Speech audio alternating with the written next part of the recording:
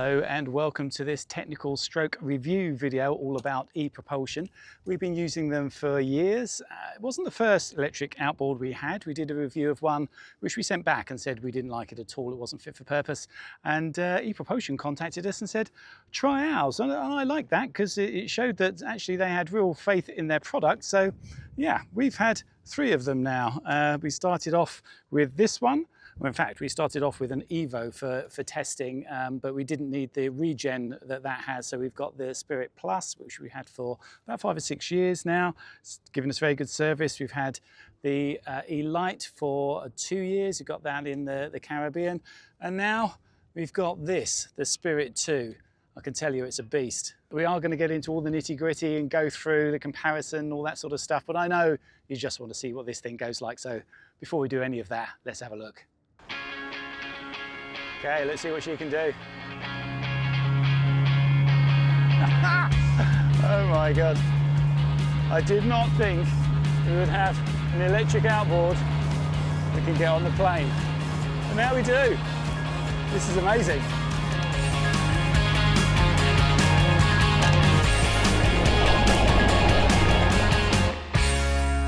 This is it out of the water. It's the first production model. We've had to wait till June to get it. We did first see this at Metz back in December. ePropulsion have been promising a new version for years, and we could see they'd put a lot of thought and effort into this one. So this you can, and this is a similar weight. Is it? Can I? Yes. So we were impressed with the Spirit 2 when we saw it at Metz, but we didn't quite realise the turn of power that it would have, because on paper what you've got here is the E-Lite, which is a 500 watt model, the one that we've been using for 6 years, the Spirit 1, which is 1000 watts, so it's doubled, and then the Spirit 2 is 2000 watts, so double again. But actually with the boost mode, this is 3000 watts, which gives it that really impressive turn of speed. But there's lots of other details about this that I think are good, so we'll sort of get into those. What they've done is they've stolen some ideas that they had with the E-Lite, which was the second model to come out. One of those is this. It's having the transom clamp separate, which means that when you fit this, you can just slot it straight on, which is great. It works really well. So they've done the same thing with the Spirit 2. It's obviously much chunkier, aluminium, nicely built, but it means that this you can just slot on and off of the transom, which is a great idea, and just leave this on the dinghy if that's what you want to do. The batteries as well, I mean, this E-Lite has got the battery incorporated in it. It's all one unit, and it's light enough still to be, to take it around with one hand. So that's why they could do that. This, if you have the batteries on any of these, then it makes it a bit of a lump to carry. So the Spirit 1, you can lift it around. We do, up and down off the back of the boat all the time like that, and that's okay. The Spirit 2 is about the same weight. There's no more to handle, and that's because they've taken off the weight of this. So the unit itself is a little bit bigger and more robust, but they've taken away the weight of that, so it's no more difficult to do. Same sort of thing with the batteries, really. I think these are a similar weight. They feel a similar weight. I mean, this is probably a little bit heavier on the Spirit 2, but it's more ergonomic, because this one it's always been a bugger because the handle is at one end, so it comes down on you, and fitting it you've got to use both hands. Whereas with this one, it's lifting from the top, much easier, and yeah, you can slide it on easily with one hand. It's got really good guides. We'll show you when that goes on. So yeah, I think overall they've taken the best of everything to try and put into this, and this should be a really good unit. Let's go and test it properly. Now, of course, the being on the plane thing is a bit of a party trick. It's a good one, but really it's not what you'd buy one of these engines for. If what you wanted to do is to fly around on the plane all over the place, then you want a petrol outboard. But these have got so many more advantages. We've had one now for 6 years. We would never go back. We do have a petrol outboard at the moment. Well, I say we've got one. It's not working because I hadn't used it for about a year, went to use it, and of course didn't work. I had to strip the carburetor, so I've done that. Hopefully it will work next time we want to try it. But I think with this motor now, I can't see us wanting to use it ever, because this can do pretty much what that can do now. Remember though, we are talking about our setup here, a light flat-bottomed dinghy, usually with just 1 or 2 people. If your position is you have a family of 4 in a heavy 10-foot keeled dinghy, you're faced with a choice. To match this performance, you're going to have to put up with the noise and smell of a petrol engine. To keep the peace and tranquility, you're going to have to take your time.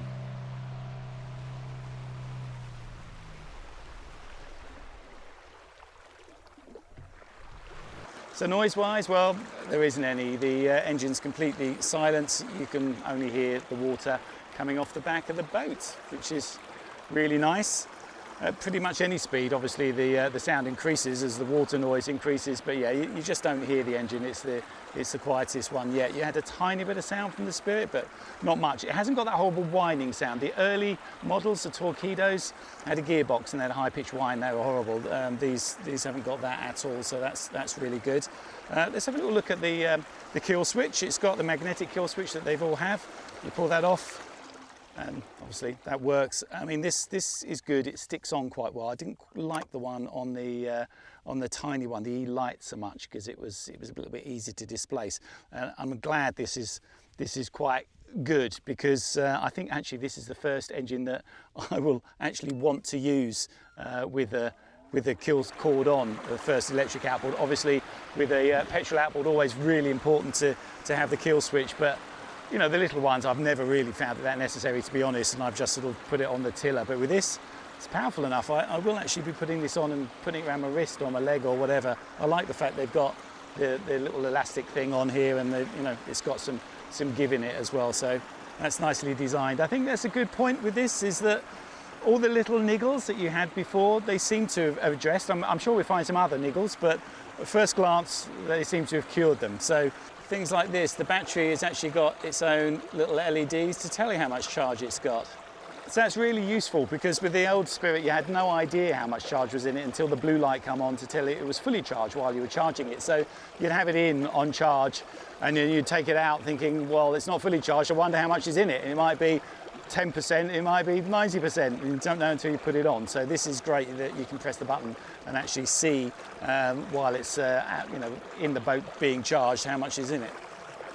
They've neatened up this as well. I'll just stop for a minute to show you. To tilt the motor up, you just lift the little tab there and she'll come up and, you know, to wherever you want, but it'll actually lock just a little bit up from where it would be down. So that's a really good thing for shallow water. As you start to get into shallow water, you just bring that up and it's brought it up into its shallow mode. Also, if it does hit something, it can just lift up because the anti-lock is off. I mean, if you're actually going into to somewhere, I'll put it back down a second. If you're going into somewhere that you knew there was rocks or it's very shallow, then you can just lift this and put that into its anti-lock, and now even its low mode, it's in its anti-lock mode. But the most useful thing is this business of just lifting it like that and just having it locked just there. That's perfect. And it's got other lock positions as well. I can just bring it up and put it to its sort of out position that you would want it, maybe if it's at the back of the boat. But the same as the Spirit 1, sometimes it's still, depending on what transom it is, it's still in the water. It's still, the bottom of it's still in the water there. But unlike the Spirit 1, I can actually put this up completely horizontal. So to do that, to get the tiller out of the way, I'll just pull the little blue lever here and this can come up. This has got lots of good positions in it as well that it locks into. Once it's there, I can now just lift that little lever and lift it up, and it's completely out horizontal. So yeah, it's the first time we've been able to do that. On some transoms you can't get it out of the water. This one, it was always okay with the Spirit 1, it would just about get out, but you know, this makes it clearer. So yeah, they've made a much better job of having these sort of lockable. I mean, the other thing is that when you're carrying this can not only lock this way, but once it's off, it locks all the way down and is a carry handle, because this is a lot stronger. The one on the Spirit 1 was plastic, and people did have reports of that cracking, mainly because they're pushing down on it when you're coming into shallow water and putting too much strain on it. So this one they've strengthened up a lot. It's all aluminium now, so it's much better. You know, it's good because obviously you're getting a lot more leverage on it once you've got this out as well. So you can just you know, do that and lift it, but you don't really need to keep pushing because it's got that lock. So let's have a look at the display. It's a much better display than we've had before. This one is an LED colour display, so you've got your percentage of the battery in there at 88% at the moment. And if I start moving, we can see comes F for forward and shows you what wattage you're using as you go along. So obviously as you increase the speed, that will come up, and it shows you the range. So we could at this speed go for 31.9 kilometers. As we get a little bit faster, obviously that range will go down. These things are very dependent on how much speed you're using. So, you know, if you want more range, just back it off a little bit. And I think that's going to be one of the plus points for this, is it's got that extra power. What I found with the Spirit was that you get it sort of half, 3/4 throttle, so you can get good range. But as you start going along, you just start to just increase the throttle a little bit, just because you're going a little bit slowly, and you think, oh, you know, you end up, before you know it, being on full throttle. With this, I don't think that's going to happen, because you've got proper speed. I mean, look, this is a quarter. I'm going to sit forward a little bit in the dinghy. One of the actual good things about this, I'll show you while we're there, is that I can extend the tiller out, so that makes it possible to get further up in the dinghy. But yeah, this is now 500 watts, so that's a quarter of its standard mode, because it's a 2 kilowatts in its standard mode, 3 kilowatts in the boost mode. So I'm at a quarter, and this is a reasonable speed. I mean, you wouldn't want to go any big distance in this, so you might want to be, maybe, let's put it up to 1,000 watts. So up to 1,000 watts, and yeah, that's a reasonable speed. Again, if you're on a big distance, you might want to have a bit more than that. So I think 3/4 is probably, you know, the hot spot for this, to get maximum range and still get good speed. So that's 1,500 watts just there.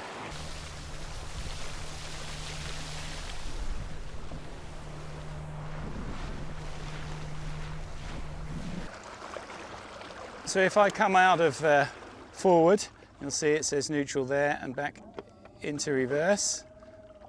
You go round and round in circles. There is lots of prop walk, but that's not a problem. It actually means once you're used to it, manoeuvring is quite easy. You can turn this thing, you know, very quickly, almost in its own length. So that's pretty good once you know it's there.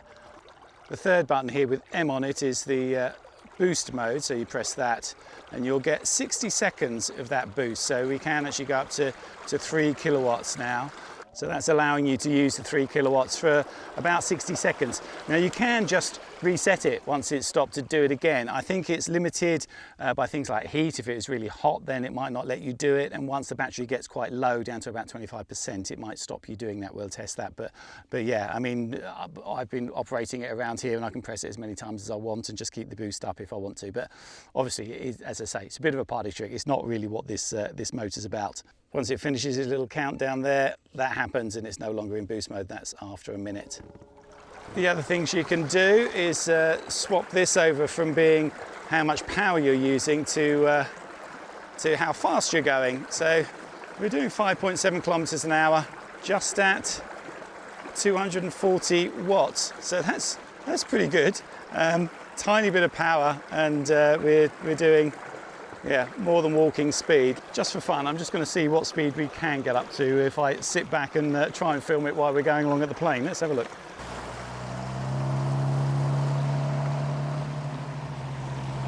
Well, that's 20 kilometers an hour. That's not bad going. 21 kilometers an hour now. I'm not in the best position, but yeah, pretty cool.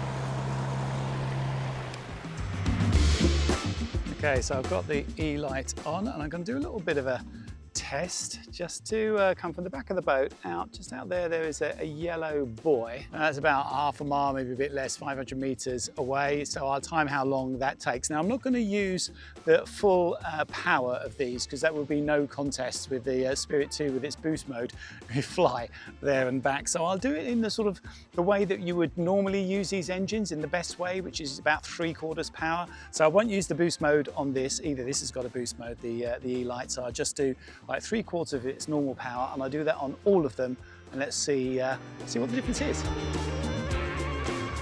Okay, so here we go. I press go, and we are off. So I'm on about 380, 400 watts. That's about 3/4 of its power. Now there is a test online for the E-light, so I'll put a link up there in the corner. We've used it quite a bit since then, because it's quite nice to just chuck it on, because it's so easy to do. I mean, the downside is, you know, obviously it is quite a bit slower. If you're in no rush and you haven't got big distances to do, it's fine. Still got quite a good range. I don't really like the little magnet on it because that gets pulled and falls off all the time, and it's a bit stiff to move. It's it's not that free moving, which in some ways is quite good because you can take your hands off it and it's not going to start wandering around. But yeah, when you're sort of manoeuvring in tight spaces, it can be a little bit awkward. We're now coming up to the little boy, so let's do my manoeuvre around here. There we go. There we go. And back to below. So I've got my distances a bit wrong. I'm measuring it here. It's about 0.2 of a kilometre to there. It's not as far as I thought, but still doesn't matter. We're doing the same thing with all of them. So far I've been almost 3 minutes. Crept up a little bit. That does tend to happen when you're going a bit slowly. You creep up in the speed. Bring it back down to 360 watts. I was on 450 just then. Yeah, we're getting there. So here we go, coming up to the back now, and stop. 3 minutes 57. Let's see what the Spirit 1 can do. Okay, I'm just setting up the Spirit 1 for its test, and I'll just show you because this is different from the Spirit 2. This one has got the cable you have to connect. The Spirit 2, we'll show you when you put that on, it's much better. It just slots straight on and it's got the joint below it. So this one is a bit fiddly. I mean, I haven't had any problems with the pins in here, but there are reports of a lot of people having problems with them. They're tiny little control pins and they can break off apparently because you do have to sort of fiddle around with it before you put it on, get it in the right place. There you go. I think I've got it. That's good. So now I can turn it on. Let's do our test. Okay, ready to do the next one. Here we go alongside the back of the boat and go.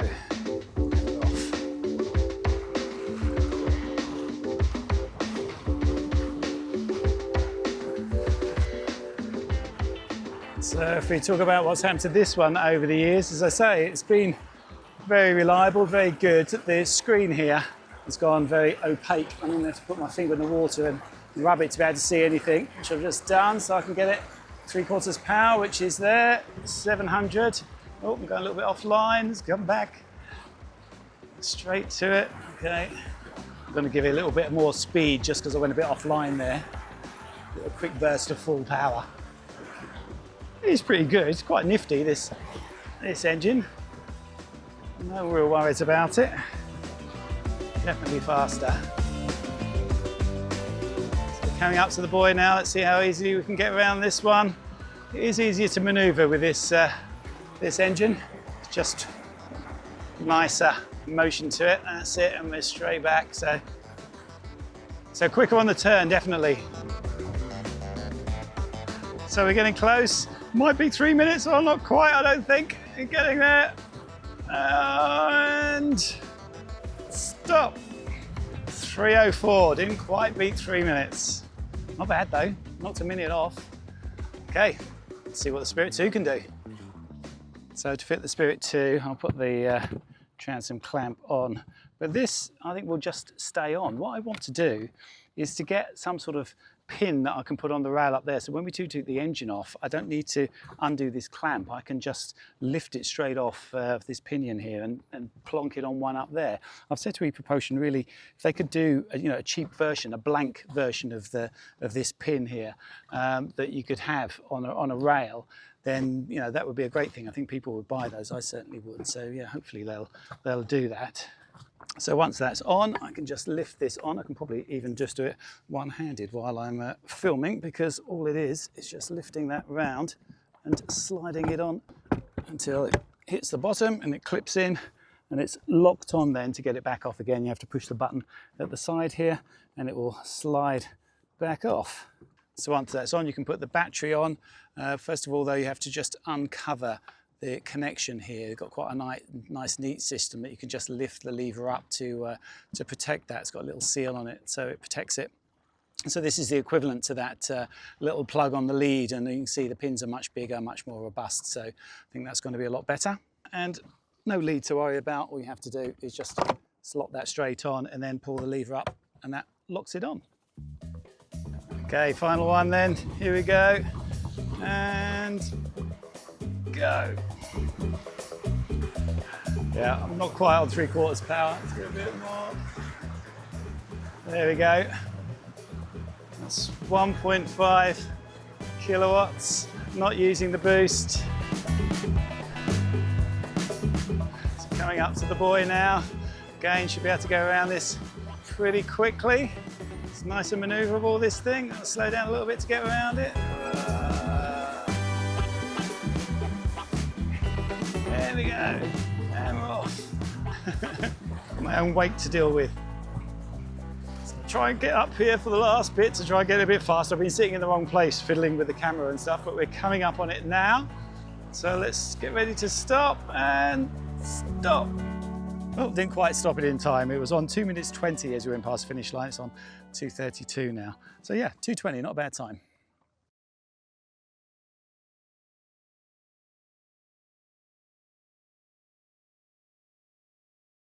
Okay, well I know if I just left it at that, you'd all say, oh, we want to know how fast it would be in the boost mode. So I'm going to do it. I can't time it and film it at the same time. So Judy's going to do it for me. So yeah, I'll back up, Jude, and you can start the clock as I come past the back. I'll go around the buoy and back. Let's see how fast it does it in boost mode. I'm just going to come back a bit so I can have a rolling start. Okay. Okay, go.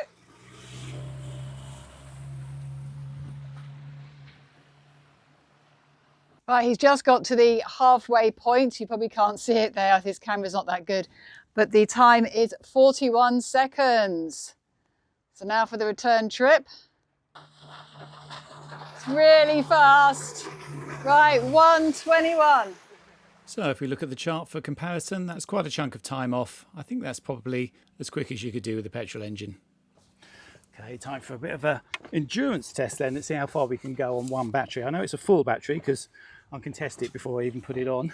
And the other thing, before I put it on, obviously, open up the thing on there, and it does come with this rubber bung in the end, which you should keep so you can seal in there. I mean, it's the only thing I've found actually that's a bit clunky, I think, with this design. I think, you know, by the next time, I think they'll have something that you flip on there as well so it can stay on, because obviously this is going to get lost eventually. But it's not the end of the world because the battery normally comes inside with you. So let's put that on. I'm going to log the distance on all our trips. It's probably going to take more than one trip. I don't think we'll stay out long enough to run the battery out, but we'll see. Let's see how far we can go. So obviously we want this to be as real life as possible. So we've got both on board and all our stuff. We're going to go swimming. Yeah, we are. And I'm going a bit slowly now because I don't want to get splashed. And it says we've got 16, 17 kilometres on the clock. So let's see, that's plenty far enough. I mean, I wouldn't go further than that, I don't think, in one trip. No, probably not. No, we'll see if it's realistic though, if it does what it says on the tin, as it were. Shall I go a bit faster? Yeah, go a bit faster. Let's give it a range. We'll give it a range of right. speeds. We want it to be real life. Okay, good. We had some nice weather, and Fornells is a great place for exploring. So over the next 2 days, we used the Spirit 2 without charging for various trips around the bay. So we ended up with a 2-hour 21 run time, an average speed of 6.2 kilometres, that's 3.9 miles an hour or 3.4 knots. And we travelled 14.4 kilometres, that's 9 miles. That got us down to 82% of charge. The standard charger is AC. We're hoping that they release the solar charger soon. So as always, thanks for watching. Please do take time to subscribe. It helps us out and costs you nothing. And of course, we'd love it if you joined our Patreon group.